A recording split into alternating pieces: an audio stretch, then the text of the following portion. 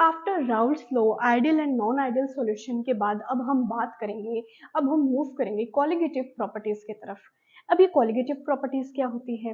क्या Raoult's law का और कोलिगेटिव प्रॉपर्टीज का कोई कॉम्बिनेशन है, कोई कोऑर्डिनेशन है? ऑफ कोर्स है, क्योंकि अब हम जितने भी टॉपिक आगे पढ़ने वाले हैं ना, उनका कुछ ना कुछ राउल्स लॉ से कोई ना कोई रिलेशन तो रहने वाला है।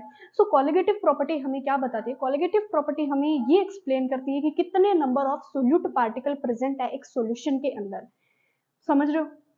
जैसे मान लो एक तरीके से कंसंट्रेशन है ये, मैंने एक कंटेनर ले रखा और इसमें हमने वही नॉर्मली वाटर लिया है और इसमें मैंने शुगर के कुछ पार्टिकल्स डाल दिए, शुगर के पार्टिकल डाल दिए, मॉलिक्यूल डाल दिए। अब अगर मैं आपसे पूछूं कि इसमें कितने नंबर ऑफ शुगर पार्टिकल है, शुगर क्या सोल्यूट है, अब मैं आपसे ना तो टोटल सॉल्यूशन की क्वांटिटी अमाउंट पूछ रही, ना ही सोलवेंट पूछ रही, मैं आपसे पूछ रही हूँ सोल्यूट कि कितने नंबर ऑफ सोल्यूट पार्टिकल है इस कंटेनर के अंदर।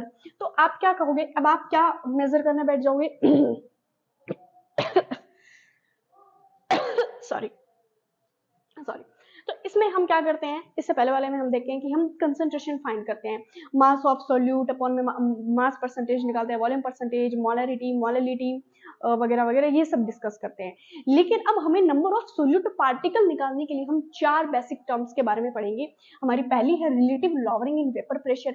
इससे क्या समझ आ रहा है? यानी बात वेपर प्रेशर की चल रही है और इसमें रिलेटिव लॉवरिंग यानी कम। अब पहले में वेपर प्रेशर कम होगा, जो हमारा टोटल पार्शियल वेपर प्रेशर है उसकी वैल्यू कम होने वाली है, और वो तो कम होता ही है। कम होता है हमारा प्योर कंपोनेंट है, जैसे मान लो ये ओनली फॉर पानी है, ये क्या ओनली फॉर पानी है, ओनली फॉर ए है, सिर्फ वाटर है, प्लेन वाटर है, तो इसमें क्या होगा? कोई भी रेजिस्टेंस क्रिएट करने वाला नहीं है, ये बहुत अच्छे से क्या बनाएगा? वेपर बनाएगा। और अब ये मैंने लिया सोल्यूट, ये मैंने लिया सोल्यूट बी, और अब इन दोनों को मैंने इसके अंदर a प्लस बी बना के सॉल्यूशन बना दिया। अब इसमें जो वेपर है भाई साहब वो कम बनेगी, इसके कंपैरिजन में वेपर क्या बनेगी? कम बनेगी। क्यों? क्या रीजन हो सकता है? अरे रीजन होगा ही ना, यहाँ पे पूरे सॉल्यूशन पे, यहाँ पे सरफेस पे चीनी के पार्टिकल्स आ गए ना, तो यही बात कर रहा है कि जो हमारा पार्शियल वेपर प्रेशर होगा ये है P not A, pure component पे लगने वाला प्रेशर, ये हमारा पार्शियल वेपर प्रेशर पीटी। तो जो पार्शियल वेपर प्रेशर होगा उसमें कमी आएगी।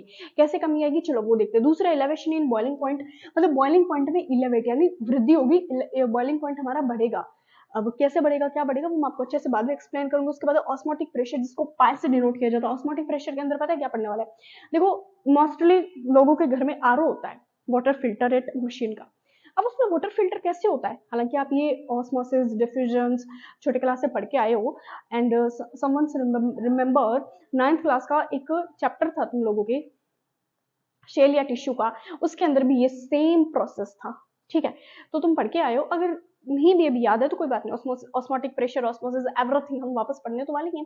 उसके बाद depression in freezing point, freezing point में कमी होगी, बॉइलिंग पॉइंट में वृद्धि, बॉइलिंग पॉइंट बढ़ेगा, कैसे बढ़ेगा, क्यों बढ़ेगा, क्या बढ़ेगा, सब बताऊंगी पेशेंसली, बस देखते जाओ वीडियो को। सो अब तो पहले नॉर्मली हम बात करेंगे रिलेटिव लॉवरिंग वेपर प्रेशर। अब मैं आपसे पूछूं कि वेपर प्रेशर किसकी ज्यादा होगी, पूरे सॉल्यूशन की वेपर प्रेशर ज्यादा होगी या सिर्फ अकेले पानी की? तो आप कहोगे कि हमारे अकेले पानी का वेपर प्रेशर ज्यादा होगा कंपैरिजन टू पीटी, और ये आपका कहना बिल्कुल सही भी है, क्यों? If non volatile solute add in solvent, आगे क्या होगा? If non volatile solute is add in the solvent, so vapour pressure of solution is decreases, ये क्या हो जाएगा? कम हो जाएगा। ठीक है, अब क्यों ना एक डेरिवेशन के बारे में बात कर लिया जाए। अच्छा, मैंने आप लोगों को कहा था हमने राउल्स लॉ के अकॉर्डिंग 2 इक्वेशन लिखी थी, कौन सी लिखी थी? बात कर ली जाए। हाँ जी, कर लेते हैं। इंक डाल के लाती हूँ, ठीक है। सो हमने देखा था राउल्स लॉ में Pt is equal P not A X A, यानी प्योर कंपोनेंट का प्रेशर और उसका मॉल फ्रैक्शन के प्रोडक्ट की इक्वल होगा हमारा पार्शियल प्रेशर। अब plus P not B X B. मैं उम्मीद करूंगी कि कोई भी ये फॉर्मूला, ये इक्वेशन देखकर कोई भी बच्चा कंफ्यूज नहीं हुआ होगा। ठीक है, अब हम क्या करेंगे, solute B is non-volatile. Solute B is non-volatile. So we considered, या we suppose P not B XB equal 0. Okay, तो PT is equal P not A XA। अब अगर मैं XB की जगह, यानी इसके मोल फ्रैक्शन की, सॉरी P not B की जगह इसका देखो, XB जो हमारा सोल्यूट है वो वेपर नहीं बना रहा, तो वेपर नहीं बना रहा तो P नॉट बी की जगह अगर मैं 0 रख दूंगी तो मैं 0 को XB से मल्टीप्लाई करूंगी, कोई भी XB की वैल्यू होगी, कोई ना कोई XB का मोल फ्रैक्शन तो देखो होगा, नंबर ऑफ मोल्स होंगे, कोई ना कोई इसका वेट होगा, दे रखा होगा, मॉलिक्यूलर वेट होगा। तो जब मैं मल्टीप्लाई करूंगी तो ये पूरी टर्म क्या हो जाएगी, 0 हो जाएगी। तो मैं सिर्फ इतना लिख सकती हूँ। अच्छा, एक आपको इक्वेशन याद है, from mole fraction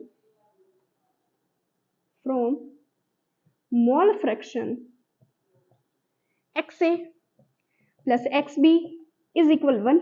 mole fraction of component A plus mole fraction of component B, इन दोनों का सम इक्वल होता है हमारे 1 के। तो मेरे को XA की वैल्यू निकालनी है, तो मैं XA की वैल्यू निकालने के लिए XA की वैल्यू निकालने के लिए मैं XB को वहां भेज दूं, तो मैं 1 माइनस XB कर सकती हूँ, ऑफ कोर्स कर सकते हैं।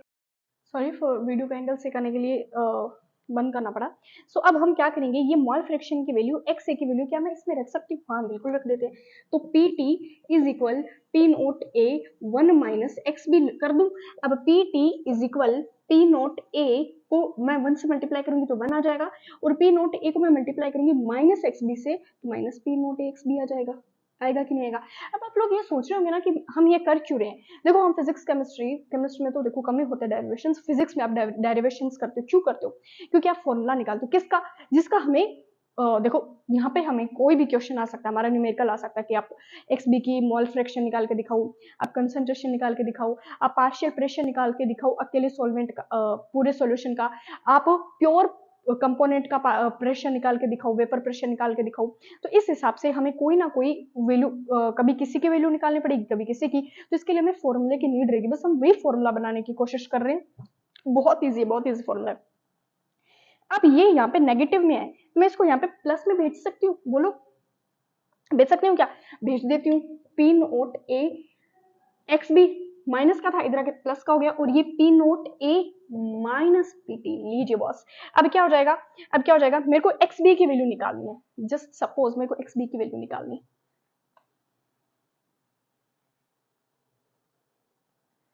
मेरे को XB की वैल्यू निकालनी है, तो मैं क्या कर दूंगी, P note A minus PT upon में P नोट A। अब ये फॉर्मूला मैंने बनाया क्यों, अब हो सकता है, देखो मेरी बात ध्यान से सुना, हो सकता है आपको कंसंट्रेशन मोल फ्रैक्शन पूछ ले B का सोल्यूट का, तो आप ये फॉर्मूला लगा दोगे। अब इस फॉर्मूले को समझ पा रहे हो, मैं फॉर्मूला समझाती हूँ।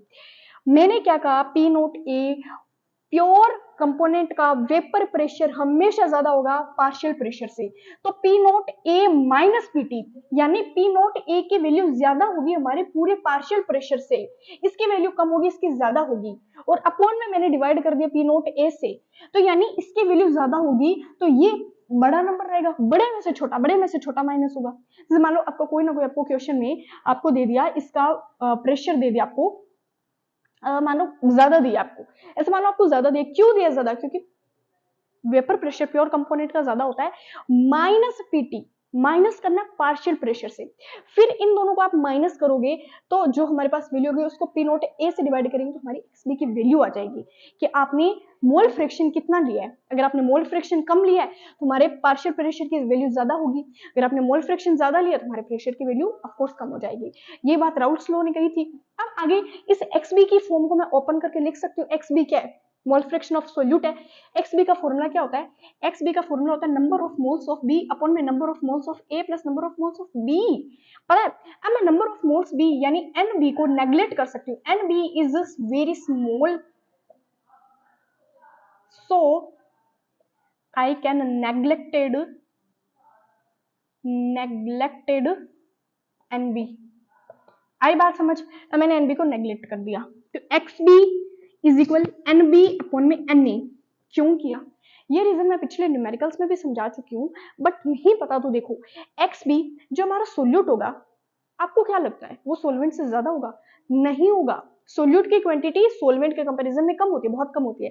तो मैंने एन बी ऊपर डिवाइड में है, जब सोल्यूट की सोलवेंट की क्वांटिटी मान लो है 500 ml, मैंने 500 ml पानी लिया है और मैंने सोल्यूट मैंने चीनी लिए 0.5 इतने लिया, तो मैं 500 में 0.5 ऐड करूंगी तो कितना ही फर्क आएगा? पॉइंट 0.5 है, बहुत कम है, तो मैं नेगलेक्ट कर सकती हूँ, मैं इसको नेगलेक्ट कर सकती हूँ। तो एन बी अपॉन में एन ए, और अब नंबर ऑफ मोल्स का फॉर्मूला अगर आप ओपन करके लिखना चाहते हो, मान लो नंबर ऑफ मोल्स का फॉर्मूला ओपन करके लिखना चाहते हो, तो गिवन वेट अपॉन में मॉलिक्यूलर वेट, ये लिख सकते हो। यहाँ पे लिख दूं तो given weight W B upon में मॉलिक्यूलर वेट मल्टीप्लाई, उल्टा करूंगी वापस ए का, मतलब number of moles of solute के number of moles of solute है ये, नंबर ऑफ मोल्स ऑफ ए। अब मैं ए का गिवन वेट और मॉलिक्यूलर वेट लिखूंगी तो यहाँ पे उल्टा हो जाएगा, एम ए अपॉन में डब्ल्यू ए, और यहाँ पे आप कर दो, इसको रफ कर देती हूँ, इसको रफ कर देती हूँ। अब आगे हम लिख सकते हैं पी नोट ए माइनस पी टी अपॉन में पी नोट ए। हो सकता है आपको डब्ल्यू बी पूछ ले, हो सकता है आपको एम ए पूछ ले। अब ये एम ए डब्ल्यू बी क्या है? Given weight of solute, given weight of molecular mass of solute, given molecular mass of solvent, given weight of solvent. ये आपके पास बन जाएगा आपका बहुत ही क्यूट सा प्यारा सा फॉर्मूला, जिसपे आप 5 स्टार लगा लो। बहुत इजीएस्ट वे में मैंने डेरिवेशन करवाया है। आई जस्ट होप आप लोगों को क्लियर होगा, इसमें कोई ग्राफिकल मेथड वगैरह है नहीं। और नेक्स्ट में हम एलिवेशन इन बॉइलिंग पॉइंट करेंगे। सो तब तक थैंक यू सो मच।